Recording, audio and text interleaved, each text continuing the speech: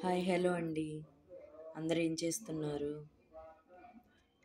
మీకోసం నేను ఇప్పుడు ఒక మంత్రం చెప్తున్నానండి. ఇది మనం అపవిత్రం అయినప్పుడు పసుపు నీళ్ళతో మనం చల్లుకుంటూ సంప్రోక్షణ అవటానికి మంత్రం ఇది. సంప్రోక్షణ మంత్రం. అపవిత్ర పవిత్రో వా సర్వావస్థాంగతోపి వా యస్మరేత్ పొండరీకాక్షం సబాహ్యాభ్యంతర శుచి.